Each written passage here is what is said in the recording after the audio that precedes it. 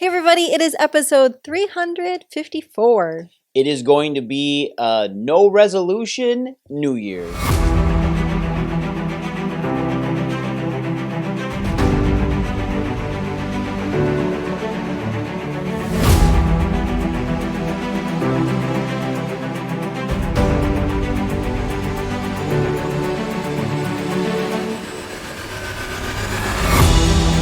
Hey everybody, welcome back to the Prime Podcast. I'm your host, Dr. Skip Wies, and as always, I have the beautifully, wonderfully radiant co-host, Dr. Julie Wies, with us today. Today's topic, very interesting. Let's talk about this. A no resolution New Year. I like it. Yeah, I think that people like to take this time of year. It is New Year's week, and in fact, it's New Year's Eve tomorrow night. And they like to take New Year's Day and have it be like this big, clean, white slate, do-over, everything starts new today type situation. And then statistically, their New Year's resolutions are usually done within 3 weeks. We talk about this in business a lot. Why Yeah. are we waiting and prolonging the inevitable, right? When we can make something come true sooner, Yeah. when we can have success sooner, when we can have health sooner, why do we push it off and put it down to one time of the year, like one sole day? Like we could start a whole new life tomorrow. We can do that, Today. yesterday, today. Mhm. And people wait for New Year's Eve, January 1 of every year to start something new. Yeah, and they do this stuff all the time, and it's the same thing, and we'll get back to that in a second. I had this thought flash. It's no different than people telling you to change your attitude. Well, how do you change your attitude? You change it, you just smile. Like, how do you change a negative attitude? You start to smile, joke around, get lighthearted, and feel great. And you can do it instantly. It's not in days, hours, even minutes. It's seconds. Like, you can change the way you feel on a lot of things in seconds. You can control your controllables. And I think that's a good thing that we can talk about here, because this isn't going to be a super long podcast. It's New Year's week for everybody. But controlling those controllables is what actually leads you to having issues with New Year's resolutions. And you can't control yourself, or you have an issue with whether it's you want to get more fit, or you have an addiction to sugar. You just came off of sugar season, which is pretty much the middle of October through the end of December, first part of January. And now you're trying to, you feel like you have to reset everything when really you were in control the whole time. And you're in control of your feelings, your compulsions, how you're doing things, and you can reset at any minute, right? Yeah, it's like you can't control the weather. You can't control who's president. You can't control sometimes the governing people, but you get to that. The control thing is the people that you surround yourself, how you think about yourself, the words that come out of your mouth, the foods that you place into your body, the things that you do. Those are your controllables. And lots of times when we think about resolutions, it's usually I'm not happy, I'm depressed, I'm overweight, or I want to get strength, I want to become healthy. Those are all me things. And so we do need to look inward, but it's so easy to blame everybody else for those things. Yeah, and that is exactly it.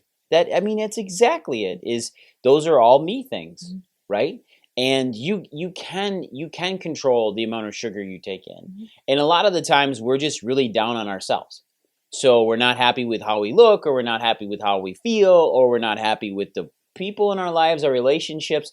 And we were given this very interesting stat, is that a very interesting thing is that you are resultant of the way you are, the way you think, the way you earn money, the way your businesses work, even the way you work at your job. You're the result of the 5 people you most commonly hang around with. There's 5 people in your life that you are around all the time, a majority of the time, and you are the direct result of those 5. This is like commercial break, right? Yeah. So on the commercial break, think about those 5 people. Because it's true. Even if we look at the amount of money you earn, or because if you're in success. If you're in a 9-to-5 job, there's probably 2 or 3 people at your job that you're really good friends with. And you probably all make around very similar wage. It's close, probably within a few dollars. You live in probably in a very specific community together. You go out together. You think the same way. And then you're wondering at times like why maybe you're stuck in this in a rut, or you're super happy. And if you're super happy, that is perfect. But don't get complacent, because being complacent and being comfortable really robs you of really good development. At some point, something's going to come along where God's going to shake you and be like, you need to pay attention, get out of this rut, or change your lifestyle, change your thought process. But if you're stuck in these areas, maybe you need to change the people you're surrounding yourself Your with. environment. I'm not telling you to quit your job, but maybe that is what you need to do. Maybe you need to change your job, change your workflow, whatever it is. We have some amazing people in our office that they, in our lives too, that they just literally went through this massive job change. And I saw it coming for months, and I was hoping that it would happen. And when it did, they're happier, they're less stress. Now, granted, they just completely remove themselves from the circle of 5 that they're primarily around, and now they have to start a new circle. And that's a fresh start. Which can be scary, but it's also can be really exciting.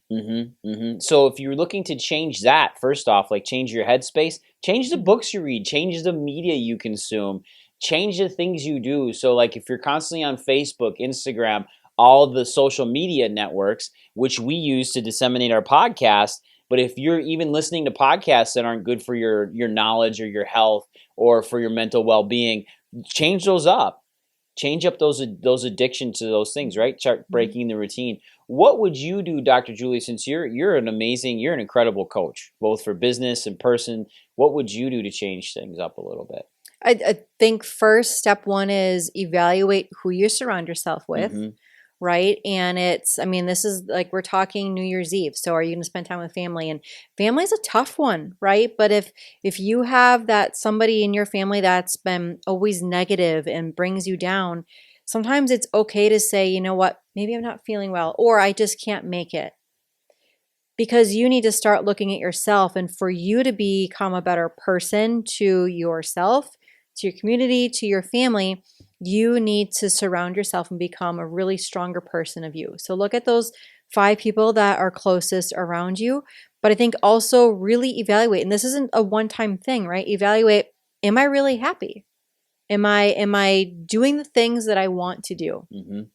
If nothing, in these past 2 years for the podcast, we've talked about how short life can be. Yeah. So why do we wait for something to happen to then decide to make the change? If you're listening to this, maybe this is your sign to make that change. Seek out your happiness. Who is it that makes you happy? What is it that makes you happy? And do more of that. And I think so many times when somebody's like, well, I just like to do this, it makes me happy, somebody else will be like, well, that's silly. Well, that's that person. And chances are that person isn't somebody that's in your 5 that should be there. And they're the ones that are going to take you down. This comes up in business all the time when I'm coaching. When everybody is struggling, you have 50 cheerleaders because everybody is happy to see you wallow in sadness and pity and, oh, I feel so sorry for you. But as soon as you become happy or successful, or you've set, your destination to this is what I want, that's when the people are going to become jealous. Your haters will come out, and those are those people that will try to pull you back down because they haven't chosen themselves yet. So if anything, take these next few hours, these next few days to really evaluate your circle, figure out what destination is next for you, and just be full course. And as soon as you do that and you find that destination, you'll find those people around you who then support you. And those are the 5 people that you want to surround yourself with. It's that you've used this analogy before, is the crabs in the bucket analogy.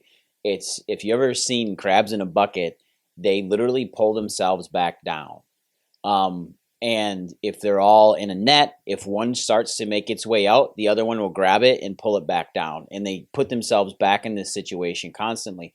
And like you had said, I thought that was wonderful. You have 50 cheerleaders when you're down and 0 cheerleaders when you're up. And actually you have a lot of haters when you're up, which does happen. But surrounding yourself with the right people, because if you surround yourself with somebody that's more successful than you, or has a greater outlook on life than you have, surround yourself with them, because they're not going to be complaining to you when you start getting a really good outlook on life.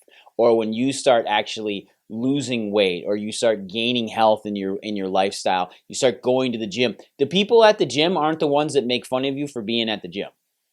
You know, they're not the ones that saying, you sure you really want to get up and do that in the morning? Like, I can't believe you still go to the gym. Or, you know, they secretly hate on you. They're the ones that are there excited for you. They're the ones that are there to see you there every morning and work out with you. And it's the same place with those people that are super positive all the time. If you start getting positive, they don't hate on you for that. Or if you start getting really successful and you start putting in the work, the people that have already done the work are going to cheer you on and help you do the work, instead of sit back and be like, I don't like where you're going. You sure you want to be that busy with your life? Like, that's one of the things we hear a lot with us is, you guys are so busy. And it's a different type of busy for us, though. But we chose that and we navigate it because that is what brings us the happiness. Yeah. And that doesn't have to be for everybody. Your situation does not have to make somebody else happy. Mm-hmm. You just need to be okay with those decisions. And that's the controlling the controllables that you have around you. Right. And those lifestyle choices that you've chosen to make, you can't be mad at those. You can't be upset with them. Let's say you can change them. You can change them. Or let's say you actually had to put in more hours at your job or at work. That was a choice for your lifestyle. You can't be mad at that. Like, you should be grateful that, number one, you got to have that choice. But number two is that you have the choice to change it if you want. Or is there a light at the end of the tunnel? Like, are you in this certain period in your job growth or in your personal life? Some people call it seasons. You know, they're in certain seasons. But I find that funny because seasons come 4 times a year. So are you technically supposed to change 4 times a year? Like, I don't really, that bugs my mind. But you're in these certain points in your life or in your career. Those are short term if you know the goal at the end is super positive. If the goal at the end is negative, they take forever to get through. It's just, it's these amazing things. And you make these resolutions now at the beginning of this year, when really you can just change it constantly. Mm-hmm. You can always have, what if today's better? And I'm guilty of this. Like, I'll see New Year's 1 and I'm like, oh, I'm going to do this now in my mind. Like, in my mind, I'm like, okay, it's a fresh start. When really I could just change it in an hour. Mm-hmm. I could send the email in an hour and change it. I could send text messages to people and check in on them quickly, instead of saying, I'm going to do it starting tomorrow. Well, then all of a sudden tomorrow starts the next day and the next day and the next day. Usually when we are postponing, it's lack of confidence. Mm-hmm. So that could be confidence in ourselves, confidence in the action that we want to overcome, confidence that it's going to be successful. Mm-hmm. Done is always better than perfect. But then if we're struggling, it's finding those people that then have already done that journey that you're seeking to do yourself, and ask, okay, what was the first step that you did? And usually it was, I just jumped in. And sometimes that's all that we need, is just that jump and have that leap of faith. Mm-hmm. If it's meant to be, it's going to happen. So what would be your 5, maybe 10 words of wisdom? Because I can tell this one's powerful for you. Mm-hmm. What is maybe your 10 words of wisdom for somebody going into the new year, if they were to change? They were to change on Thursday. It's a brand new year. So if that's what you need to look at it as, that you can reframe everything that you maybe made the world put onto you. Mm-hmm. That being, if maybe you didn't want to be working in that job, maybe you didn't like how you're dressing, maybe you didn't like your hair, you make all of these things, or your health, you get to make that choice. You don't need to let anybody else decide that for you. Because indecision, if you don't make the decision, the world around you is going to make those decisions for you. And that's what leads us to our unhappiness. So make the decision and go out and just do it. There you have it. I'm not adding anything else. So you guys have a wonderful week. Have a very, very awesome rest of this 2025 moving into 2026. We will see you all next week. Have a great week. Bye, everyone.